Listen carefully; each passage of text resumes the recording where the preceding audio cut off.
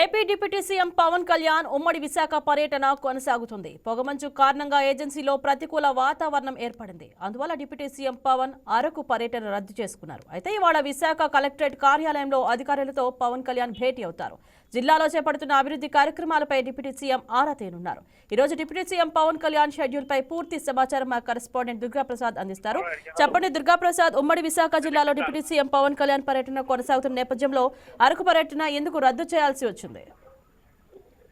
Good morning Indraja. ఏదైతే deputy CM Pawan Kalyan 3 రోజుల పర్యటన కోసం విశాఖ రావడం జరిగింది. నిన్న విశాఖ విచ్చేసిన ఆయన జూ పార్క్ తో పాటు కంబాలకొండ వంటి అటవీ శాఖకు సంబంధించిన అధికారులతో అయితే పర్యటించి ఆయన పూర్తి స్థాయిలో జూ పార్క్ డెవలప్మెంట్ కావచ్చు, కంబాలకొండకు సంబంధించి ఆధునికానికి సంబంధించిన పలు అభివృద్ధి కార్యక్రమాలతో జిల్లా యంత్రాంగంతో పాటు జూ డైరెక్టర్తో పాటు ఇతర అధికారులతో సమావేశం ఏర్పాటు చేశారు. అయితే ఈ రోజు 2వ రోజు అల్లూరు జిల్లాలో అరకు ఉత్సవాలు అయితే ప్రారంభించేందుకు ఆయన ముఖ్య అతిథిగా హాజరు కావాల్సింది. అయితే పొగమంచు కారణంగా అది రద్దయినట్టు తాజా సమాచారం అందుతుంది. అయితే మరోవైపు ఈ నేపథ్యంలో 2వ రోజు విశాఖలో ఉప ముఖ్యమంత్రి పవన్ కళ్యాణ్ అయితే 2వ రోజు కూడా విశాఖలో పర్యటన కొనసాగుతుంది. విశాఖ అధికారులతో ఆయన జిల్లా కలెక్టరేట్ లో మీటింగ్స్ కూడా ఏర్పాటు చేస్తున్నారు. జిల్లా యంత్రాంగంతో కలిసి నేను సమావేశం ఏర్పాటు చేస్తున్నారు. ఉదయం 10 గంటలకి పంచాయతీరాజు అదేవిధంగా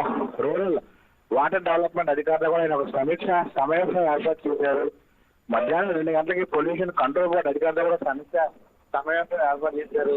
ఈ నేపథ్యంలో పూర్తి స్థాయిలో జిల్లా అధికారులతో రివ్యూ కూడా ఏర్పాటు చేసే అవకాశం ఉంది. అనంతరం సాయంత్రం కూడా ఆయన మీడియాలో కూడా మాట్లాడే అవకాశం ఉన్నట్టు కూడా తెలుస్తుంది. ఇంద్రజ రైట్, భద్రతా కారణాల రీత్యా అధికారులు ఇచ్చిన సూచనల మేరకు ఈ నిర్ణయం తీసుకున్నారా?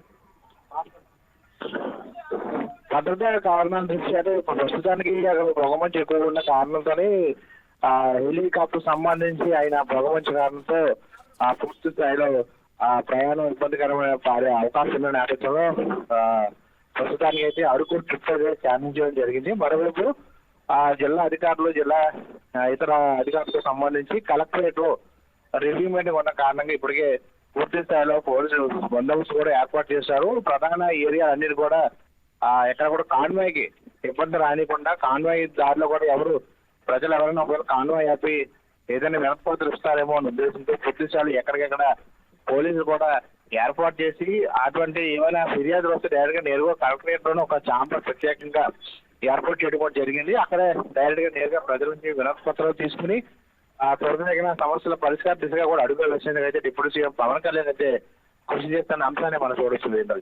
Right, thank you Durga Prasad. Please subscribe to YK TV Network. Please subscribe to YK TV. Please watch YK News. Don't forget to subscribe YK News channel.